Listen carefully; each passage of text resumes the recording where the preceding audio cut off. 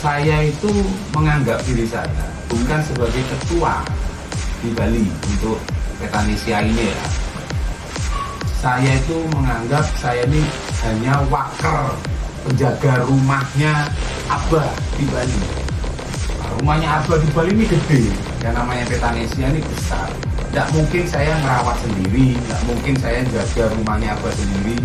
Saya butuh saudara-saudara saya untuk bantu saya jaga dan rawat rumahnya Abah. Waktu aku ajak Mas Oki gabung jadi pengurus Petanesia, apa yang membuat Mas Oki mau dan sampai hari ini ikut gerak bersama di Petanesia Bali? Karena visi misinya Petanesia itu seperti yang saya inginkan. Apa nih? Kita tidak memandang agama, suku dan budaya. Itu yang saya harapkan di negeri. Tidak seperti yang kayak orang-orang yang frontal dengan agama atau budaya. Ya, saya nyaman lah di sini. Rasa seperti ketemu saudara Ya, sama benar. keluarga. Benar.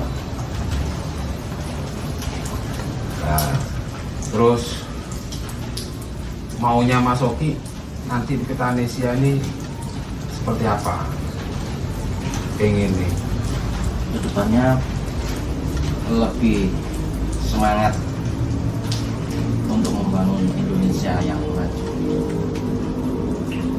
solid di Petanesia. Ya. Terus untuk Pak Muka sendiri, bagaimana rasanya saat ditunjuk menjadi ketua DPW Petanesia Bali? Rasanya pertama kali aku ditunjuk jadi ketua Petanesia. Ya. Gak asik Pak. Kenapa? Deredek kok. Apakah mungkin ada tanggung jawab sebesar Pasti. itu? Petanesia ini kan yang melahirkan, yang membentuk ini kan mursyid kita, guru kita, Habib Lutfi. Nah, saya ketika ditunjuk jadi ketua itu saya lihat sosok beliau yang nggak boleh main-main gitu. Di organisasi yang sebelumnya saya geluti, saya tidak serius seperti sekarang ini karena saya anggap ini tanggung jawabnya dunia akhirat gitu. Seperti Habib Lutfi selalu pesan sama kita kan, beliau melahirkan Petanesia ini berdasarkan gerak hati beliau. Artinya kita yang di sini pun bergeraknya juga atas gerak hati kita. Nah, disitulah beban yang saya rasakan. Karena Petanesia ini saya anggap bagian ibadah saya. Tapi bukan ibadah agama ya. Ya, ibadah sebagai seorang manusia yang punya kewajiban dari amanah Sang Pencipta Tuhan. Saya dilahirkan di Indonesia, diberi hidup di Bali, berarti kan saya harus punya tanggung jawab atas itu, kan gitu lah. Dengan di Petanesia itu kan menjadi wadah untuk saya menjalankan amanahnya Sang Pencipta. Itu tadi, makanya ketika saya ditunjuk jadi ketua DPW, saya mau menolak itu kan, saya kan udah menolak gitu kan bahasanya, saya kan udah menolak. Cuman kan para sesepuh yang di Bali waktu itu kan memaksa tanda kutip saya untuk tetap menjadi ketua.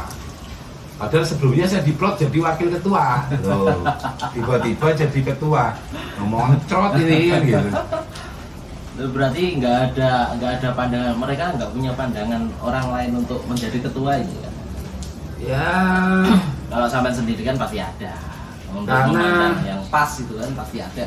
ya ada. Saya waktu itu ada kandidat untuk jadi ketua. Cuman waktu itu saya ketika ditunjuk sama para sesepuh di Bali untuk jadi ketua Petanesia ini kan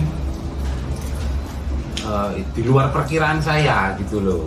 Nah, alasannya mereka salah satunya saya sudah dekat dengan Habib Lutfi, dengan Abah.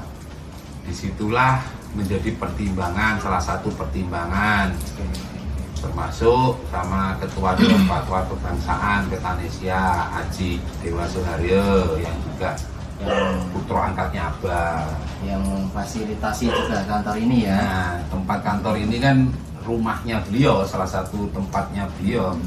Tapi beliau tidak pernah menganggap ini rumahnya beliau. Beliau selalu bilang ini rumahnya Abah. Jadi segala macam kegiatan Petanesia berarti kegiatannya Abah. Gitu. Makanya beliau bilang tidak perlu izin kalau bikin kegiatan Petanesia. Ini rumahnya Abah kok izin. Gitu. Itu selalu yang beliau sampaikan. Jadi kembali tadi kenapa saya gredeg atau kaget bisa ditunjuk, karena saya melihat ini tanggung jawabnya nggak main-main gitu. Di Petanesia tanggung jawabnya nggak main-main. Itu sih Mas. Karena ini ya kita harus membimbing banyak manusia atau ya salah satunya bimbing. Saya juga perlu bimbingan dan saya harus ngomong karena banyak orang yang mengatakan cinta sama Indonesia, cinta sama negeri ini. Tapi cinta itu kan butuh perwujudan, pengorbanan juga. Pasti namanya perwujudan, perjuangan yang diwujudkan pasti butuh pengorbanan, waktu, materi, energi kita, tenaga segala macam. Itu kan menjadi bagian tanggung jawab atas rasa cinta kita. Nah, banyak orang yang ngomong saya cinta Indonesia, saya cinta bangsa ini, tapi tidak banyak yang bisa mewujudkan. Bukan tidak bisa mewujudkan, mungkin tidak tahu bagaimana cara mewujudkannya. Nah, ini kan bukan PR yang gampang juga bagi Petanesia ya khususnya. Tapi dengan rasa kekeluargaan, rasa cinta yang sama terhadap negeri ini, menjadikan Habib Lutfi sebagai kiblat pergerakan perjuangan Petanesia itu modal besar bagi kita. Itu Mas. Terus apa yang membuat Mas Bima semangat menggerakkan Petanesia di Bali untuk saat ini ya? Ya. Membuat semangat. Pertama yang membuat saya semangat, saya masih belum melihat negeri kita ini seperti yang diinginkan oleh para leluhur, para pejuang kita terdahulu. Masih ada gap-gap di antara masyarakat kita ya, apapun itu, tentang agama, apalagi kalau sudah ngomong politik, nah, sudut pandangnya beda-beda, jadi musuhan. Nah ini kan PR kita kan.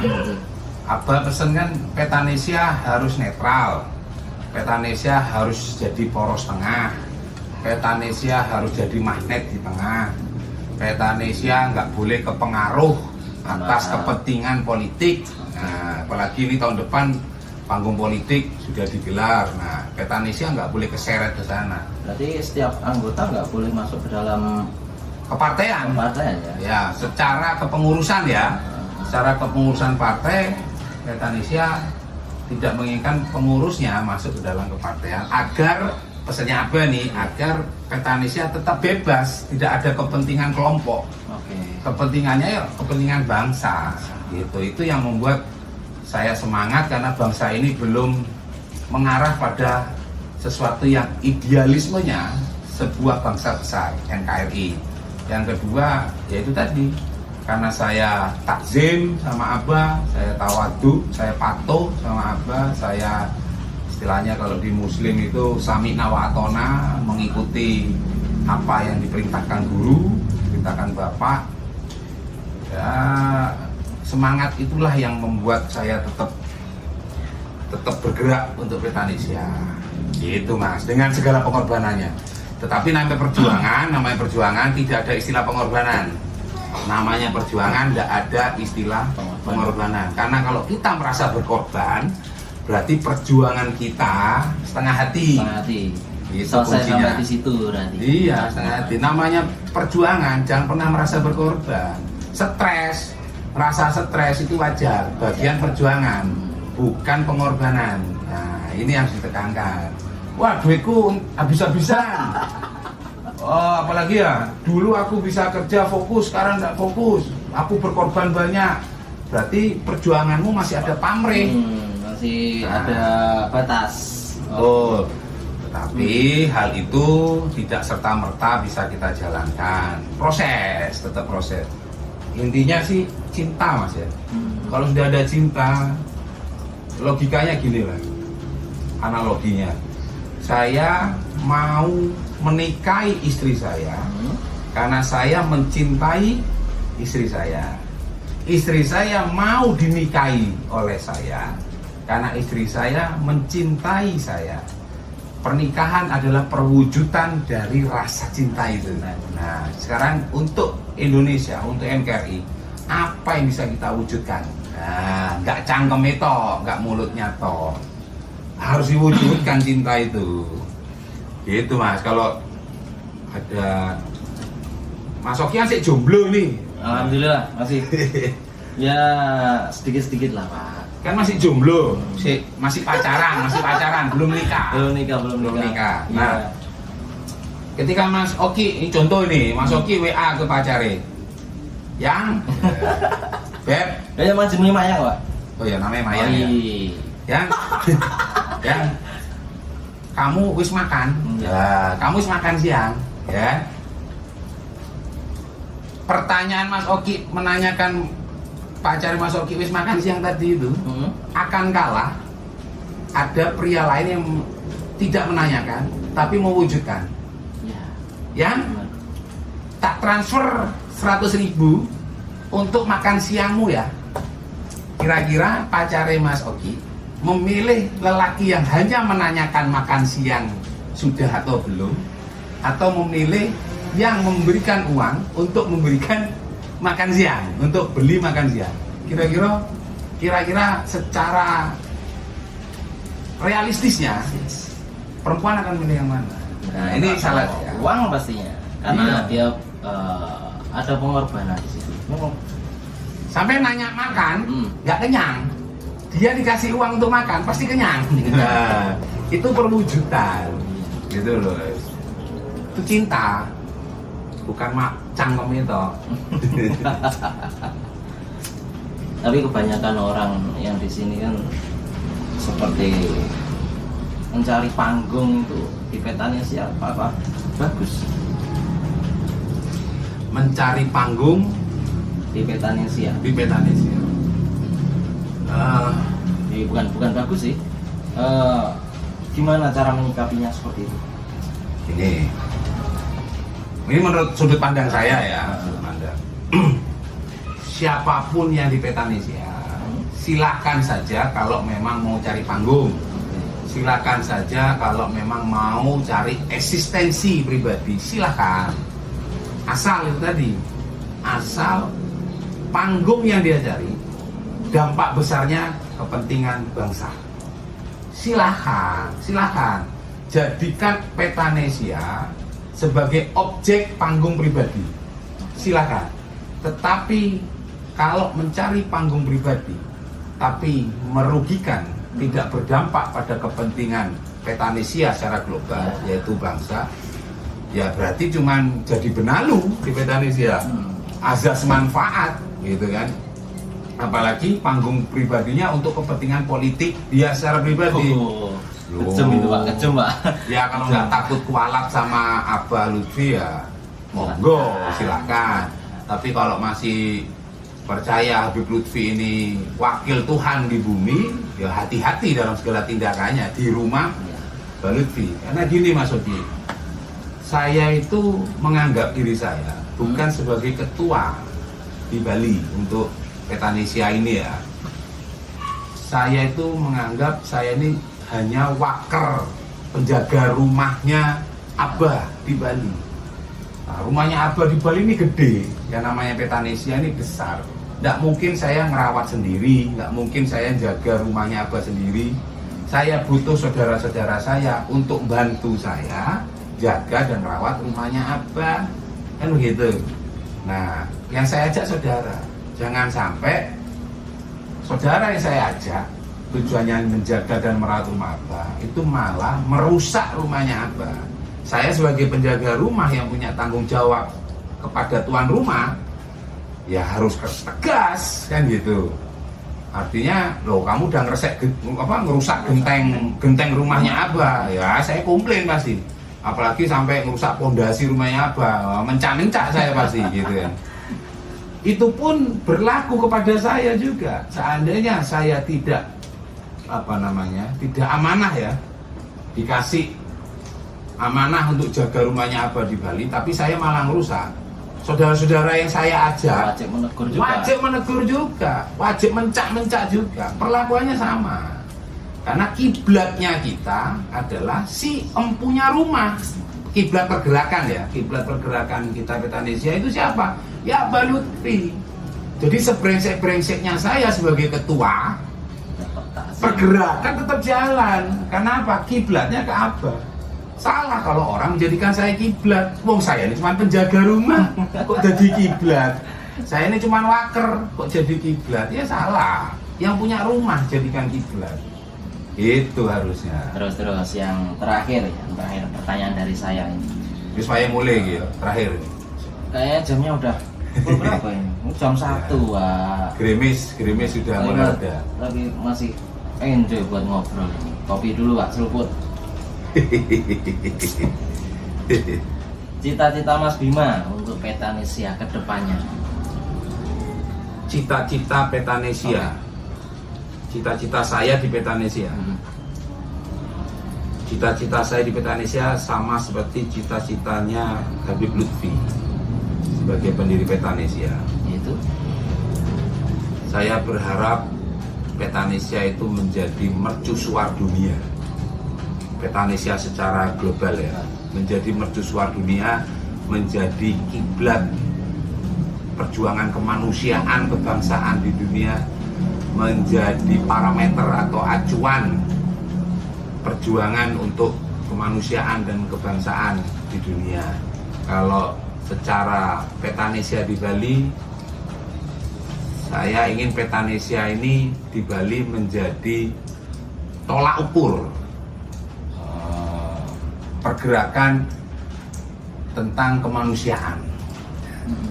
Bicara tentang kemanusiaan ini kan berarti kalau sudah bicara kemanusiaan, selesai sudah urusan agama, selesai sudah urusan kesukuan, seperti yang Mas Oki bilang tadi di awal. Selesai itu semua. Artinya bukan berarti kita tidak beragama, kita manusia yang beragama. Artinya di saat kita beribadah secara syariat, yang Muslim ke masjid, yang Kristen ke gereja, yang Hindu ke pura, yang Buddha ke vihara. Keluar dari rumah ibadahnya masing-masing, itu jadi orang Indonesia. Nggak usah nuding, hei kamu Hindu, hei kamu Islam, hei kamu Buddha, Kristen dan sebagainya. Karena kalau kita masih membahas tentang agama, gap-gap di masyarakat ya karumput tetap ada. Kalau gap-gap agama itu tetap ada, oportunis panggung politik praktis akan memanfaatkan itu. Agama jadi alat kepentingan politik kekuasaan. Karena agama menjadi agama itu kan hal rasa, sensitif jadinya. Jadi ketika itu dimainkan, ya karena memang masyarakat masih berpolemik soal agama. Nah inilah makanya selesai sudah urusan agama di Petanesia, selesai sudah urusan kesukuan di Petanesia. Mari kita bergerak beranggulan untuk memajukan Indonesia. Itu tujuannya, lewat ekonomi, pendidikan, kebudayaan, apalagi peranan perempuan. Banyak bidang harus kita jalankan yang menjadi bagian ketahanan nasional. Itu Mas Oki. Makanya ini PR-PR besar kita. Tambahan lagi, saya berharap juga saudara-saudara kita di Petanesia, tidak hanya di Bali, di seluruh Indonesia, saya berharap Petanesia ini adalah bagian dari ibadah kita. ibadah kita sebagai manusia yang diciptakan oleh Tuhan di Indonesia, dilahirkan di Indonesia, dimanapun diberi hidupnya, entah di Pekalongan, entah di Jakarta, entah di Surabaya, entah di Bali atau Kalimantan, Medan, di Papua, itu harus mempunyai tanggung jawab bagi daerahnya masing-masing demi Indonesia yang maju, NKRI yang berpancasila, gitu Mas. Itu menurut saya. Ya, PR-nya tidak sedikit, PR-nya nggak gampang, tetapi harus dijalankan. Harus jalankan. Amanah Abah, amanah Abah. Semoga bisa tercapai semua keinginan Abah Lutfi dan Amin. kita. Amin, amin. Saya nggak bisa sendiri Mas, sekali lagi jaga rumahnya Abah yang besar ini, saya tidak bisa sendiri. Membuat bagus rumahnya Abah yang besar ini, saya tidak bisa sendiri. Saya butuh saudara-saudara saya untuk merawat, jaga bareng. Salah satunya Mas Ogi. Itu Mas. Ya, jadi ibadah saja. Emang sampean krosok sholatnya sampean iso Diterima. sedekah sampean gak ada riaknya. Sampean sadar. Ici murah bal Pak. Amburadul. belum bisa tertata seluruh mungkin. Ya berusaha seperti ini kan. Iya, Sebagian dari agama juga. Ada salah seorang alim ulama yang pernah nasihatin saya. Kalau kamu susah menjadi orang soleh, dekatilah orang soleh. Nah, kita ini kan level-level yang susah mendekati kesolehan. Makom kita susah mendekati kesolehan nih, ya kan? Ya, benar. Dengan kita dekat dengan Abah lewat etanesia, berarti kita dekat dengan orang soleh. Nunut atau apa bahasanya nunut itu apa ya? Numpang. Nah, numpang dunia akhirat. Amin. Derek Abah Lutfi. Itu aja.